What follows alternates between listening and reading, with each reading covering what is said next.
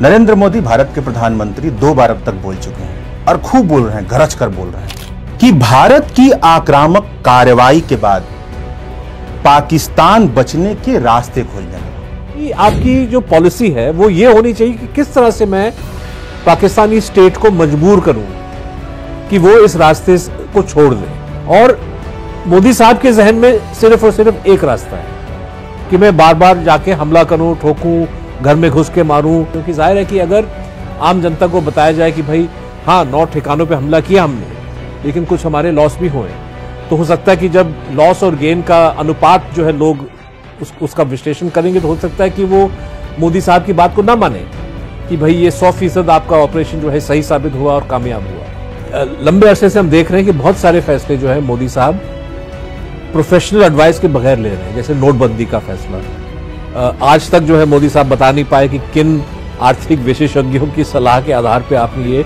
ये खतरनाक कदम उठाया जिसका कोई जो है ना आगे न पीछे, न सर न पैर, आपने बस चला दिया, अर्थव्यवस्था को आपने तबाह किया। सवाल ये उठता है कि क्या सिंदूर की वजह से, ऑपरेशन सिंदूर की वजह से ये चेंज आने वाला है? मोदी साहब का कहना है कि जी चेंज आएगा। मेरा कहना है कि जिस तरह से जैसे जैसे पूरे फैक्ट्स, पूरे तथ्य निकलेंगे, ऐसा ना हो कि ऑपरेशन सिंदूर की वजह से मामला पीछे चला गया। को मिट्टी मिला दिया है। यह सब फिल्मी डायलॉगबाजी है, लेकिन अगर सैनिकों को सच्ची श्रद्धांजलि देनी है तो हमें निष्पक्ष तरीके से यह समझना होगा कि आखिरकार ऑपरेशन सिंदूर से हासिल क्या हुआ है। क्या हम आतंकवाद की लड़ाई में आगे बढ़े हैं या पीछे हटे हैं या कहीं भटक से गए हैं? तो चलिए हम इस विषय पर बात करते हैं द वायर के फाउंडिंग एडिटर सिद्धार्थ वरदराजन से। तो सर, आपसे पहला सवाल होगा, नरेंद्र मोदी भारत के प्रधानमंत्री 2 बार अब तक बोल चुके हैं और खूब बोल रहे हैं, गरज कर बोल रहे हैं। एक आक्रामक शैली है, बिल्कुल उससे उलट शैली है जिस तरह की प्रेस ब्रीफ हो रही थी। और एक महत्वपूर्ण बात वो जिक्र कर रहे हैं बार बार, उनका ये कहना है, एक मैं आपको लाइन सुनाता हूं जी, कि भारत की आक्रामक कार्रवाई के बाद पाकिस्तान बचने के रास्ते खोजने लगा। पाकिस्तान दुनिया भर में तनाव कम करने की गुहार लगा रहा था और बुरी तरह पिटने के बाद इसी मजबूरी में 10 मई की दोपहर को पाकिस्तानी सेना ने हमारे डीजीएमओ से संपर्क किया। तब तक हम आतंकवाद के इंफ्रास्ट्रक्चर को बड़े पैमाने पर तबाह कर चुके थे। कहने का मतलब यह है कि वह बताना चाहते हैं कि पाकिस्तान प्रार्थना कर रहा था, टीवी की शब्दावली में कहा जाए तो गिड़गिड़ा रहा था, तब हमने इस तरह की कही। आप इसका किस तरह से संदेश, इससे क्या निकाल रहे हैं? सबसे पहले तो मोदी साहब जो बात नहीं रख रहे हैं सामने, जिसका जिक्र नहीं हो रहा है, उस पे हमको थोड़ा सा ध्यान देना चाहिए उसकी ओर। और सीज फायर जो है, जो ऐलान हुआ 10 तारीख को, आप याद कीजिए और दर्शक से भी मैं गुजारिश करूंगा कि वो याद करें कि इसकी पहली खबर, इसकी ब्रेकिंग न्यूज कहां से आई? वो आई वॉशिंगटन से। बिल्कुल। तो अगर पाकिस्तान गिड़गिड़ा रहा है, गुहार लगाए कि भाई इस युद्ध को खत्म करो, आपको किसने मजबूर किया? महत्वपूर्ण बात कि आप इस पाकिस्तानी गिड़गिड़ाहट पर आप जो है उन पे दया फरमाएंगे और आपने इसको रोक दिया है। आपको किसने मजबूर किया कि जिस दिशा में आप जा रहे थे और जिस तरह से आपके बयान आ रहे थे, आपके पार्टी के बयान आ रहे थे, आपने उससे पीछे हट के आपने जो है सीज फायर मान लिया। तो खबर वॉशिंगटन से आती है। बिल्कुल। यहां पे आप कह रहे हैं विदाउट आप ट्रंप साहब का कोई जिक्र नहीं कर रहे और आप कह रहे हैं कि जी पाकिस्तान का फोन आया। आपको फोन उठाने पे मजबूर किसने किया? बिल्कुल। पाकिस्तान अगर कुछ कहे तो आपने ये फैसला कैसे लिया, क्यों लिया?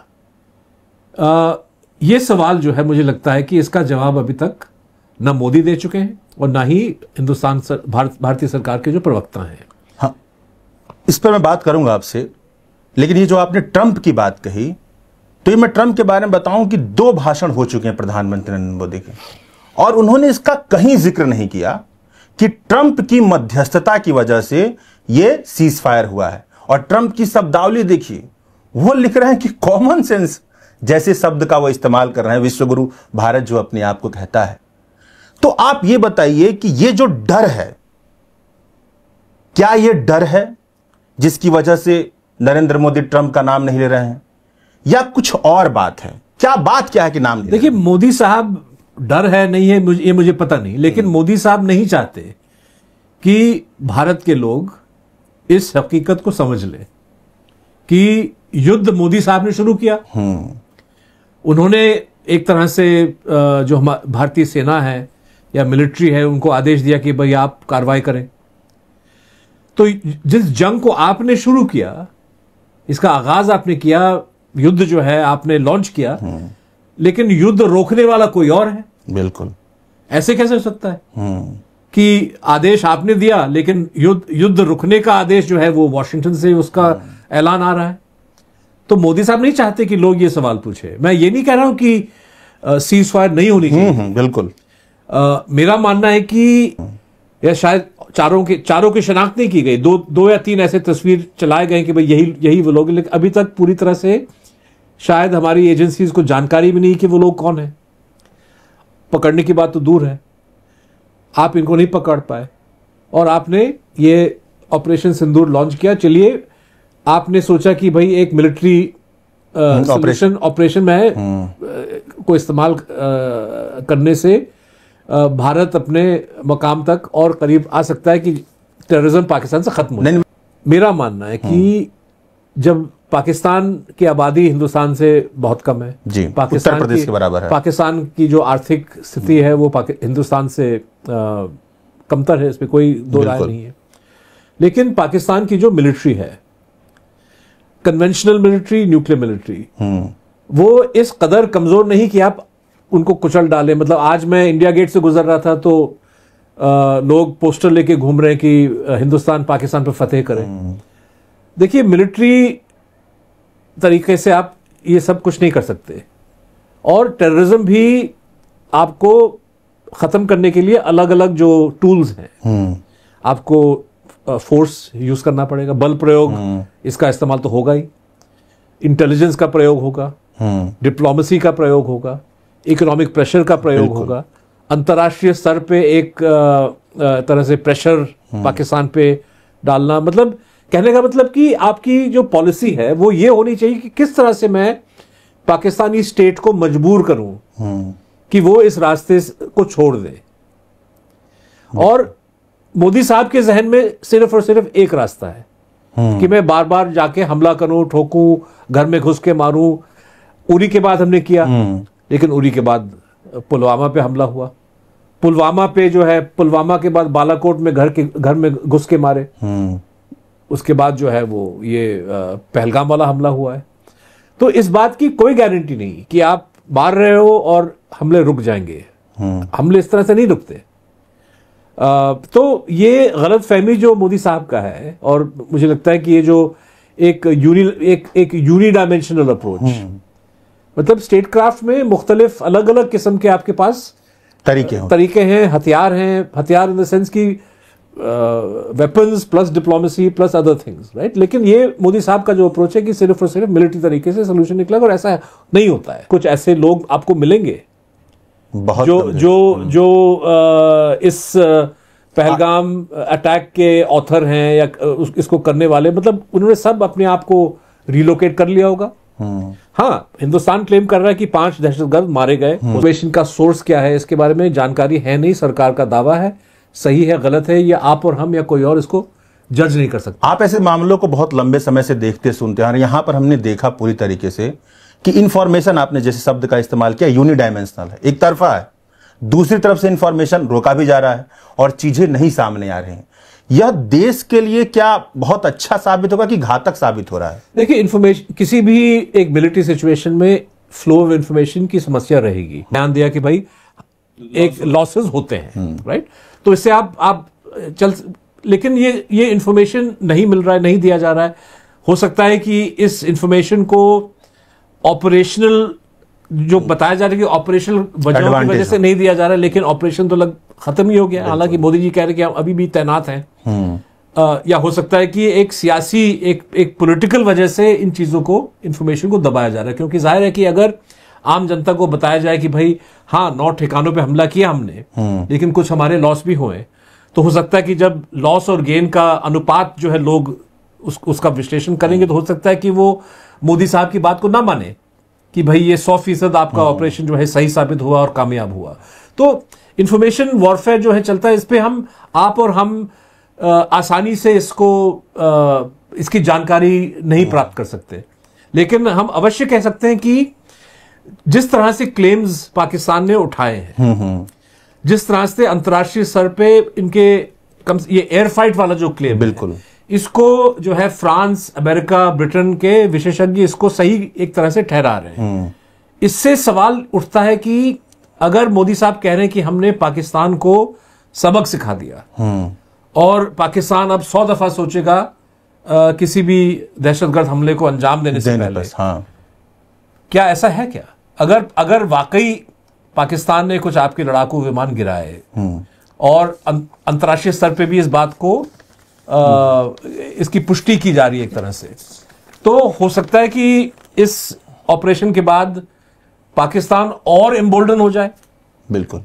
और जिस तरह से ट्रंप साहब ने मध्यस्थता पे थोप दिया और आपको मजबूर किया कि भाई आप ये युद्ध विराम एक्सेप्ट करें, हो सकता है कि आइंदा भी कोई हमला हो पाकिस्तान की ओर से, कोई दहशतगर्द हमला हो, भारत रिस्पॉन्ड करे और फिर फौरी तौर पे अंतर्राष्ट्रीय दबाव आए, यूएस का दबाव आए और आप फिर उसको मान लें। तो कहीं ना कहीं मुझे लगता है कि जिस तरह से इस ऑपरेशन को कंडक्ट किया गया, मध्यस्थता जो हुई, इससे जो रूम फॉर मैन्यूवर है, हाँ, ये कम हुआ है। मतलब कि जितनी आजादी के साथ हिंदुस्तान पहलगाम और सिंदूर से पहले सोच रहा था कि हम एक्ट कर सकते, बिल्कुल, इसके बाद मुझे लग रहा है कि कहीं ना कहीं एक कंस्ट्रेंट आ गया है और इससे जो है हिंदुस्तान मजबूत नहीं हुआ है। वही बात कि मध्यस्थता एक तीसरा पक्ष आके कर रहा है, ट्रंप ने किया। और अब तक अंतर्राष्ट्रीय जो डिप्लोमेसी रही है भारत की, कि दो ही भारत और पाकिस्तान आपस में बातचीत करते थे, तो बहुत सारा जो ट्विटर और सोशल मीडिया पे चल रहा है, इस तरह से भाषा का इस्तेमाल किया जा रहा है कि भारत ने तो अपनी संप्रभुता गिरवी रख दी अमेरिका के सामने। अब आप ये बताइए, जैसे अभी आपने बताया, इसका असर क्या पड़ेगा आगे चल करके इन तनाव में? इसमें दो बातें हैं। एक तो कश्मीर के हवाले से, जैसे ट्रंप ने कश्मीर का जिक्र किया, उन्होंने कहा कि अब आज नहीं तो 1000 साल के बाद ये इस मसले का हल निकलेगा। उन्होंने ये भी कहा कि भारत और पाकिस्तान किसी न्यूट्रल लोकेशन पे अपना वार्ता शुरू करेंगे। इसका खंडन जो है भारत सरकार ने कर दिया, मोदी साहब ने खुद कहा है। और अगर वो ऑन द रिकॉर्ड कह रहे हैं तो मुझे लगता है कि ये मोदी सरकार की नीति यही है कि वो बात नहीं करेंगे। मोदी साहब ने 3 बातें कही, हाँ, कि हम टॉक्स और टेरर जो है साथ नहीं जा सकते, बिल्कुल, टॉक्स और ट्रेड साथ में नहीं चल सकता, और पानी और खून इकट्ठा नहीं बन सकता। हाँ। तो मुझे लगता है कि जहां तक वार्ता की बात है, दूसरे अलग अलग मुद्दों पे जो ट्रंप ने कहा, टीवी की भाषा में ट्रंप गप मार रहे थे, और तो इस पे किसी को चिंता जताने की आवश्यकता नहीं है। और कश्मीर पे भी जो जमीनी हकीकत है, पिछले 70-75 साल से कोई विदेशी जो है मध्यस्थता या जो भी जितने भी ऑफर्स हुए हैं, जितने भी एफर्ट्स हुए हैं, ये कामयाब नहीं हुए हैं और भारत ने कभी इसको एक्सेप्ट नहीं किया। और मुझे लगता है कि मोदी सरकार भी इस चीज को एक्सेप्ट नहीं करेगा। बिल्कुल। लेकिन जो चिंता जताने वाली बात है वो ये कि जिस तरह से आप क्लेम कर रहे हैं कि हमने एक मिलिट्री कदम उठाने के बाद एक सफलता प्राप्त किया और पाकिस्तान को सबक सिखा दिया, इस पे मुझे थोड़ा सा संदेह है कि क्या पाकिस्तान वाकई ये सबक सीख चुका है, या जो सबक आप सिखाना चाह रहे हैं इसके विपरीत जो है पाकिस्तान ने सीख ले लिया कि भाई हिंदुस्तान ने एक तरह से भारी तबाही करने की कोशिश की, हमने रोक दिया, हमने उनके लड़ाकू विमान गिरा दिए। दुनिया भर में भी लोग कह रहे हैं कि हाँ, लड़ाकू विमान गिराए गए हैं चीनी एयरक्राफ्ट, चीनी मिसाइल्स के जरिए। तो पाकिस्तान, और मैं ये नहीं जानता हूं कि ये सच्चाई है कि गलत है, लेकिन अगर पाकिस्तान इस बात को मान रहा है तो कहां गया, मतलब आप कैसे कह सकते हैं कि पाकिस्तान ने सबक सीख लिया? आप उनके मतलब वो तो उल्टा कह रहे हैं कि हमने जो है हमारे मुल्क का जो डिफेंस किया, इससे जो है भारत का हाथ रुक गया। आपने ये जो अप्रोच बताया, जो बहुत शांति तरीके से और लंबा केस बना करके अंतर्राष्ट्रीय गठजोड़ अपनी तरफ किया गया, लेकिन यहां पर तो ऐसा लग रहा है कि हर कार्रवाई टीवी पे दिखाई जा रही है। टीवी पे चल रहा है कि इस्लामाबाद पे कब्जा। तो क्या ये जो ये अप्रोच है कि हम आतंकवाद के प्रति इस तरीके से दिखाएंगे, पूरी दुनिया देखेगी कि हम आतंकवाद को खत्म कर रहे हैं टीवी के जरिए, एक मतलब अपना जिसको कहा जाए कि भौकाल बना रहे हैं कि देखिए हमने ये कहा, और सब टीवी पर हो रहा है। तो इस अप्रोच में बड़े बड़े चैनलों पे ये खबरें दी गई कि भाई कराची पोर्ट को तबाह कर दिया गया है, इस्लामाबाद पे कब्जा है, भारतीय सेना जो है पाकिस्तान के अंदर घुस चुकी है। तो ये झूठी खबरें दी गई लोगों को। मुझे लगता है कि मतलब एक इंकरेज करने के लिए कि मोदी सरकार जो है ये आर या पार की लड़ाई कर रहा है और इससे हम पीछे नहीं हटेंगे। इसीलिए मुझे लगता है कि जो मध्यस्थता वाली जो खबर आई वाशिंगटन, बिल्कुल आप सही बात, हो सकता है कि भारत सरकार को ये बात सही लगे, क्योंकि हम शुरू से कह रहे हैं कि हम इस बात को एस्केलेट नहीं करना चाहते। जो एक जीना है मतलब कि मिलिट्री जो एक एस्केलेटरी लैडर है, भारत सरकार ने डे 1 से कहा कि जो हमने जिन ठिकानों पे हमला किया, ना ही हमने किसी मिलिट्री या सिविलियन टारगेट चुना है, हम तो सिर्फ और सिर्फ टेररिस्ट टारगेट चुन रहे हैं, इसीलिए ताकि कोई एस्केलेशन ना हो। बिल्कुल। तो लेकिन पॉलिटिकल ट्रैक पे ये लोग एस्केलेशन दिन रात जो है इसके लिए डिमांड कर रहे थे, और जब एस्केलेशन नहीं हो रहा था तो इन्होंने फैब्रिकेट किया कि भाई कराची पोर्ट को गिरा दिया गया है, कब्जा कर दिया, ठोका गया है। एक तो जो टेलीविजन के जो एक्सपर्ट हैं वो कह रहे हैं कि फूंक डालो सारे, मतलब कराची पोर्ट को फायरिंग करो और फूंक डालो सारे शहर को, मतलब पूरे कराची शहर को आप फूंक डालो। गालियां भी इस्तेमाल हो रही, मतलब तो ये तो ऐसे माहौल में मतलब अब जो ये युद्ध विराम को स्वीकार किया मोदी सरकार ने, इसीलिए इस जो है सेक्शन से भी अब मोदी सरकार थोड़ा सा जो ये लोग नाराज हैं। बिल्कुल। मैं इनके ट्वीट्स देख रहा था कि भाई लोग, इनको समझ नहीं आ रहा है कि मोदी सरकार ने सीज फायर कैसे एक्सेप्ट किया, ट्रंप का क्या रोल था। तो इसलिए पिछले 2 दिन से जो नरेंद्र मोदी का जो मैसेजिंग है, आपने 2 भाषणों का जिक्र किया, अब आने वाले दिनों में बहुत सारे ऐसे भाषण आएंगे। अभी तो तिरंगा यात्रा निकलने वाली है, 10 दिनों के लिए। बहुत सारे ऐसे ऑपरेशन जो है प्रोपेगेंडा या एक पॉलिटिकल जो है प्रोग्राम्स चलाए जाएंगे, जिसमें कहा जाएगा कि हमने जो है ऐसे डिसाइसिव एक्शन लिया।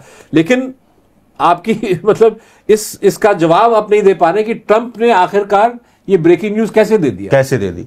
अब आपने आपकी शुरुआत की मैं बात से करूं, आपने बहुत बढ़िया बात कही कि आतंकवाद को कई तरीके से खत्म किया जा सकता है, और यहां पर हम दिख रहा है कि जनता का पागलपन, और नेता ने हमला करने के लिए सोचा, फिर वो जनता पागल है कि युद्ध क्यों नहीं हुआ, सीज फायर क्यों हो गया। तो मेरा प्रश्न ये है कि प्रधानमंत्री के नीचे बहुत बड़ा एक्सपर्ट ग्रुप भी होगा, बहुत सारे सलाहकार होंगे, क्या उन सारे सलाहकारों को पार करते हुए इस तरह का डिसीजन लिया गया होगा? ये पहली बार नहीं है। मतलब फर्स्ट ऑफ ऑल आपके सवाल का जवाब, इसके बारे में जानकारी तो किसी के पास नहीं है कि किस आधार पर यह फैसला लिया गया, कौन कौन उनमें शामिल, उस फैसले में शामिल थे। लेकिन लंबे अरसे से हम देख रहे हैं कि बहुत सारे फैसले जो है मोदी साहब प्रोफेशनल एडवाइस के बगैर ले रहे हैं। जैसे नोटबंदी का फैसला, आज तक जो है मोदी साहब बता नहीं पाए कि किन आर्थिक विशेषज्ञों की सलाह के आधार पे आपने ये खतरनाक कदम उठाया, जिसका कोई जो है ना आगे न पीछे, न सर न पैर, आपने बस चला दिया, अर्थव्यवस्था को आपने तबाह किया, 100 से ऊपर लोगों की जानें गई। मैं नोटबंदी की बात कर रहा हूं। और अब जो है आपने ये कदम उठाया। अब देखिए पहलगाम में 26 लोग मारे गए। मैं लैक ऑफ प्रोफेशनलिज्म की बात कर रहा हूं कि 26 लोग मारे गए पहलगाम में। पहले तो आपने ये झूठ गाड़ने की कोशिश की कि भारत सरकार को, मतलब कि जो मरकजी जो यूनियन गवर्नमेंट है, हमको जानकारी ही नहीं थी कि बैसरन खुला हुआ है। बिल्कुल। एक तरह से जिम्मेदारी जो है आप श्रीनगर की यूनियन टेरिटरी के एडमिनिस्ट्रेशन पे आप लादना चाह रहे थे। तो ये जब ये अटेम्प्ट फेल हुआ, क्योंकि खबरें आ गई श्रीनगर से कि भाई ये तो आपके कहने पे ही खुला हुआ है। उसके बाद जो है ये ऑपरेशन सिंदूर आपने चलो प्लानिंग की। अब मुझे ये बताइए कि ऑपरेशन सिंदूर के चलते मई 7-8 की रात से लेके 9-10 के रात तक 3-4 दिन जो हॉस्टिलिटीज चली, उसमें कम से कम 20 या 21 जो हैं हिंदुस्तानी साइड पे नागरिक मारे गए। बिल्कुल। और कहां मारे गए? ये सरहद में जो रहने वाले लोग हैं। तो क्या अगर आप प्लानिंग करते, कोई भी जो है आदमी अगर एक योजनाबद्ध तरीके से अगर आप कोई एक्शन लेना चाह रहे, तो आपको पहले ही आइडिया सूझेगा कि भाई पूंछ के जो सरहदी जो गांव हैं, पाकिस्तान से फायरिंग यहां पे होने वाला है, आप इनको इवैक्यूएट करें। महत्वपूर्ण बात। लेकिन उनको नहीं निकाला गया। और तो ये मैं समझता हूं कि हर लेवल पे अगर आप देखें, और आज तक शायद पता नहीं मोदी साहब ने इन 20-21 लोगों के बारे में कुछ नहीं कहा। ये भी तो हिंदुस्तानी है, ये भी तो मारे गए पाकिस्तानी गोलियों की वजह से। तो ये lack of planning, lack of professionalism मुझे लगता है। और वही कि जिन चीजों पे एक प्रोफेशनल जजमेंट के आधार पे एक स्टेट को कार्रवाई या फैसला लेना चाहिए, वो आप एक सियासी अप्रोच, एक पॉलिटिकल बेसिस पे आप डिसीजन ले रहे हैं कि भाई ये मैं समझता हूं कि भाई ये हमको करना चाहिए। अब देखिए बालाकोट हुआ, बालाकोट के बाद अब 5 साल के बाद जब ये पहलगाम हुआ, तो हर किसी ने कहा कि बालाकोट पे हमला किया गया, इसलिए अब तो इस पे जाहिर है कि हमला दोबारा कुछ ना कुछ होगा। लेकिन हो सकता है कि मोदी साहब पे प्रेशर पड़ा कि भाई बालाकोट तो हमने एक ठिकाने पे फायरिंग की और उसके बावजूद भी ये कांड हुआ है। बिल्कुल। इसीलिए मैं 9 टारगेट्स को चुनता हूं। तो जब आपने 1 को 9 बना दिया, और हो सकता है कि अगर आपने एक सीमित तरीके से, जैसे सिर्फ मुरीद के या बहावलपुर मारते, हो सकता है कि जिस तरह से एस्केलेशन बहुत जल्दी हुआ पाकिस्तान की ओर से, वो कंटेन हो जाता। तो बहुत आसान तरीके से, मतलब कि कहने का मतलब कि मोदी साहब ने ये अज्यूम किया कि जो ये युद्ध मैं शुरू कर रहा हूं, हर कदम पे मेरा नियंत्रण रहेगा इस पे। बिल्कुल। और ये गलत साबित हुआ है, क्योंकि पाकिस्तान किस तरीके का रिस्पांस देगा, पाकिस्तान के रिस्पांस पे आप किस तरह से प्रिपेयर्ड हैं, और अगर यहां पे नुकसान होता है तो फिर आप भी मजबूर होंगे कि आप दोबारा वहां पे हमला करेंगे। तो ये जो नियंत्रण रखने वाली बात है कि युद्ध को हम कंट्रोल करेंगे, ये जो मोदी साहब ने सोचा कि हम कंट्रोल कर पाएंगे, आप कंट्रोल नहीं कर पाए। और यही कारण है कि आखिरकार अंकल ट्रंप जो है, उन्होंने मध्यस्थता के नाम पे आके यहाँ पे दखलंदाजी की, तीसरी पार्टी आ गई, और जो है वो उन्होंने आपको इस चीज को स्वीकार करने पे मजबूर किया, यहां तक कि आपने उनके कहने पे इस बात को स्वीकार किया, और आपने ये भी कबूल किया कि भाई इसका ऐलान जो है वॉशिंगटन से होगा। फर्ज करें कि मोदी साहब कह रहे हैं कि भाई पाकिस्तान का फोन कॉल आया, तो पाकिस्तान का कॉल आया कि भाई युद्ध विराम होना चाहिए, तो आपने खबर क्यों नहीं दी? ठीक बात। मतलब बात होते ही आपने हिंदुस्तान के लोगों को आश्वासन क्यों नहीं दिया कि, क्योंकि तब तक थोड़ा सा चिंता का माहौल हमारे चैनल बंधुओं की वजह से, एक पैनिक, मतलब मुझे हमारे कॉलोनी में कुछ ऐसे लोग मिले जो मेरे पास आए कि भाई आप पत्रकार हो, आप मुझे बताइए। एक बंगाली था, वो कह रहा है कि भाई मेरी मम्मी जो है वेस्ट बंगाल में, वो कह रही है कि तुम दिल्ली छोड़ के वापस आओ, बिल्कुल जंग होने वाला है। तो ये पैनिक का माहौल आपने क्रिएट किया। तो कम से कम आम हिंदुस्तानी नागरिक को आप आश्वासन देते, जैसे ही ये आपका फैसला हो गया था कि भाई युद्ध विराम होने वाला है, आप बता देते लोगों को। लेकिन आपने इंतजार किया कि ट्रंप साहब बोलेंगे, सही। और अब जो है मोदी साहब ट्रंप का नाम ही नहीं लेते। अब एक और बात, जो वो 3 चीजें कह रहे हैं, थोड़ा उसको भी, कि भारत पर आतंकी हमला हुआ तो मुंहतोड़ जवाब दिया जाएगा, और ये होने के बाद ही कुछ छोटे मोटे हमले दिखाई दिए। और यह भी आपने बताया कि सरहद पर स्थिति अब तो हमेशा लगेगी कि तनाव में है। आगे भविष्य में जो सरहद पर रहने वाले लोग हैं, वो तो बहुत डर और आशंका के साथ जिएंगे कि कुछ भी हो जाएगा, जब इस तरह की नीति अपनाई जा रही है और इस तरह का काम किया जा रहा है। तो मुझे लगता है कि जो मुंह तोड़, मतलब कि इसमें 2 चीजें हैं। एक तो पहलगाम के बाद और सिंदूर के बाद, जो, क्योंकि आमतौर पे सरहद पे पिछले 20-30 साल से हमेशा दोनों तरफ से फायरिंग रहा है। साहब और मोदी सरकार अभी तक जो हमको ये बात नहीं बता पाई कि भाई पहलगाम पे हमला हुआ कैसे। आपने कहा कि भाई यहाँ पे नॉर्मलसी जो है बहाल हो चुका है, और आपने बहुत भारी तादाद में टूरिस्ट को वहां पे जाने दिया, जो अच्छी बात है। लेकिन जहां पे आपको सुरक्षा देनी चाहिए थी, आपने सुरक्षा वहां पे हटा दिया। क्यों हटाया आपने? तो ये इन चीजों पे डिबेट होगी, इन चीजों पे इंफॉर्मेशन और निकलना चाहिए। और साथ साथ ऑपरेशन सिंदूर के चलते जो एक पॉजिटिव गेन जो हुआ है, जो नुकसान हुआ है, ये जो जब तथ्य निकलेंगे तो और चीजें, इसके आधार पे जो है लोग फैसला कर सकते हैं कि भाई क्या हम ज्यादा महफूज हैं, ज्यादा सुरक्षित हैं, या कहीं ना कहीं मामला पीछे न चला गया। अब आपसे तकरीबन